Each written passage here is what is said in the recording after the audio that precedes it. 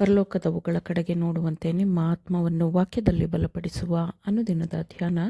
ಇಂದಿನ ಧ್ಯಾನದ ಶೀರ್ಷಿಕೆ ನಂಬಿಗಸ್ತ ಮಾರ್ಗದರ್ಶಿಯಾದ ಪರಿಶುದ್ಧಾತ್ಮನು. ಈ ದಿನದ ಸತ್ಯವೇದದ ವಾಕ್ಯ: ಆದರೂ ನಾನು ನಿಮಗೆ ಸತ್ಯವನ್ನು ಹೇಳುತ್ತೇನೆ, ಕೇಳಿರಿ. ನಾನು ಹೋಗುವುದು ನಿಮಗೆ ಹಿತಕರವಾಗಿದೆ. ಹೇಗೆಂದರೆ, ನಾನು ಹೋಗದಿದ್ದರೆ ಆ ಸಹಾಯಕನು ನಿಮ್ಮ ಬಳಿಗೆ ಬರುವುದಿಲ್ಲ. ನಾನು ಹೋದರೆ ಆತನನ್ನು ನಿಮ್ಮ ಬಳಿಗೆ ಕಳುಹಿಸಿಕೊಡುತ್ತೇನೆ. ಆತನು ಬಂದು ಪಾಪ, ನೀತಿ, ನ್ಯಾಯ ತೀರ್ವಿಕೆ ಈ ವಿಷಯಗಳಲ್ಲಿ ಲೋಕಕ್ಕೆ ಅರುಹನ್ನು ಹುಟ್ಟಿಸುವನು. ಯೋಹಾನ 16ನೇ ಅಧ್ಯಾಯ 7 ಮತ್ತು 8ನೇ ವಚನಗಳು. ಸಹಾಯಕನ ಆಗಮನದ ಪ್ರಕಟಣೆಯು ಒಂದು ಅದ್ಭುತವಾದ ಸತ್ಯ ಎಂದು ಕ್ರಿಸ್ತನಿಗೆ ತಿಳಿದಿತ್ತು.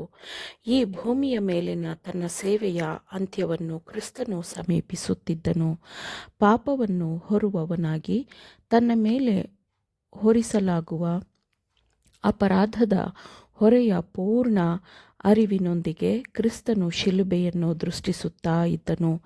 ಆದರೂ ಆತನ ಶಿಷ್ಯರ ಬಗ್ಗೆ ಅವನಿಗೆ ಅತೀವವಾದ ಚಿಂತೆಯಿತ್ತು. ಅವರಿಗೆ ಸಮಾಧಾನವನ್ನು ತೋರಿಸಿಕೊಡಬೇಕೆಂದು ಬಯಸುತ್ತಾ, ಆದರೂ ನಾನು ನಿಮಗೆ ಸತ್ಯವನ್ನು ಹೇಳುತ್ತೇನೆ, ಕೇಳಿರಿ. ನಾನು ಹೋಗುವುದು ನಿಮಗೆ ಹಿತಕರವಾಗಿದೆ. ಹೇಗೆಂದರೆ, ನಾನು ಹೋಗದಿದ್ದರೆ ಆ ಸಹಾಯಕನು ನಿಮ್ಮ ಬಳಿಗೆ ಬರುವುದಿಲ್ಲ. ನಾನು ಹೋದರೆ ಆತನನ್ನು ನಿಮ್ಮ ಬಳಿಗೆ ಕಳುಹಿಸಿಕೊಡುತ್ತೇನೆ ಎಂದು ಶಿಷ್ಯರಿಗೆ ಹೇಳಿದನು.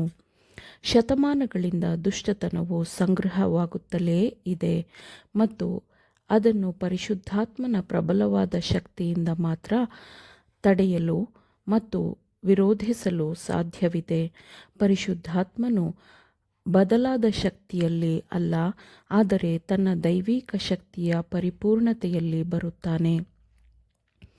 ದುಷ್ಟತನದ ಸಾರವು ಎಲ್ಲ ರೀತಿಯಲ್ಲಿ ಕಾರ್ಯನಿರ್ವಹಿಸುತ್ತಿರುವುದರಿಂದ ಮತ್ತೊಂದು ಮನೋಸ್ಫೂರ್ತಿಯನ್ನು ಸಂಧಿಸಬೇಕಿದೆ ಮತ್ತು ಆ ಪೈಶಾಚಿಕ ಸೆರೆಗೆ ಮನುಷ್ಯನು ಆಶ್ಚರ್ಯಕರವಾಗಿ ಒಪ್ಪಿಸಿಕೊಟ್ಟು ಬಿಟ್ಟಿದ್ದಾನೆ. ಕ್ರಿಸ್ತನ ದಿನಗಳಲ್ಲಿ ಇದ್ದಂತೆ ಸೈತಾನನು ಇಂದೂ ಸಹ ಅನೇಕರ ಮನಸ್ಸನ್ನು ಆಳುತ್ತಾನೆ. ಅಯ್ಯೋ, ಈ ಭಯಾನಕವಾದ ಘೋರವಾದ ಕೆಲಸಗಳನ್ನು ಗ್ರಹಿಸಬಹುದು ಮತ್ತು ವಿರೋಧಿಸಬಹುದು. ಸ್ವಾರ್ಥವು ತತ್ವಗಳನ್ನು ವಿರೂಪಗೊಳಿಸಿದೆ. ಸ್ವಾರ್ಥವು ಇಂದ್ರಿಯಗಳನ್ನು ಗೊಂದಲಕ್ಕೊಳಪಡಿಸಿದೆ ಮತ್ತು ವಿವೇಚನಾ ಶಕ್ತಿಯನ್ನು ಮಸುಕುಗೊಳಿಸಿದೆ. ದೇವರ ಆಶೀರ್ವಾದಪೂರ್ಣ ವಾಕ್ಯದ ಬೆಳಕು ಪ್ರಕಾಶಮಾನವಾಗಿ ಹೊಳೆಯುತ್ತಿದ್ದರೂ ಸತ್ಯದ ಚೈತನ್ಯ ಮತ್ತು ಸತ್ಯದ ಅಭ್ಯಾಸಗಳಿಂದ ದೂರ ಉಳಿದು ಇಂತಹ ವಿಚಿತ್ರವಾದ ವಿಚಾರಗಳಲ್ಲಿ ಮುಳುಗಿರುವುದು ತುಂಬ ವಿಚಿತ್ರವಾಗಿದೆ.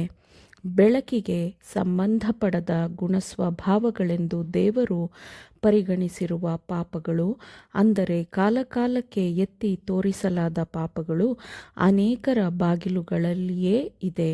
ಮನುಷ್ಯರು ಪರಿಶುದ್ಧಾತ್ಮನಿಗೆ ಪ್ರತಿರೋಧದ ಮನೋಭಾವನೆಯನ್ನೇ ತೋರಿಸಿದರೆ, ಧಾರ್ಮಿಕ ಅನುಭವದಲ್ಲಿ ಬಹಳ ಹಿಂದಿನಿಂದಲೂ ಬೇರೂರಿ ಹುಳಿಯಾಗಿರುವ ಆತ್ಮಕ್ಕೆ, ಹೃದಯಕ್ಕೆ ದೇವರ ಆತ್ಮವು ತನ್ನನ್ನು ತಾನೇ ಪ್ರಕಟಗೊಳಿಸಿಕೊಳ್ಳುತ್ತದೆ. ಅದು ಪಾಪವನ್ನು ಖಂಡಿಸುತ್ತದೆ. ಎಂತಹ ಕೆಲಸವಲ್ಲವೇ? ಆದರೆ ಪರಿಶುದ್ಧಾತ್ಮನನ್ನು ಅವಮಾನಿಸಲಾಗಿದೆ ಮತ್ತು ಬೆಳಕನ್ನು ತಿರಸ್ಕರಿಸಲಾಗಿದೆ. ಯಾರೊಬ್ಬರೂ ನಾಶವಾಗುವುದು ದೇವರ ಚಿತ್ತವಲ್ಲ, ಆದರೆ ಎಲ್ಲರೂ ನಿತ್ಯ ಜೀವನವನ್ನು ಪಡೆಯಬೇಕು ಎಂಬುದು ದೇವರ ಚಿತ್ತವಾಗಿದೆ. ನನ್ನ ಸಹೋದರರಿಗೆ ಪರಿಶುದ್ಧವಾದ ತತ್ವಗಳು ಏನನ್ನು ಅರ್ಥೈಸುತ್ತಿದೆ ಮತ್ತು ಅವರಿಗೆ ಸಂಬಂಧಪಟ್ಟವರಿಗೆ ಅದು ಏನನ್ನು ಅರ್ಥೈಸುತ್ತದೆ ಎಂಬುದನ್ನು ಅವರು ಅನುಭವಿಸುತ್ತಿದ್ದಾರೆ ಎಂದು ನನಗೆ ಖಚಿತವಾಗಿದ್ದರೆ ನನ್ನ ಹೃದಯವು ಸಂತೋಷದಿಂದ ತುಂಬುತ್ತದೆ.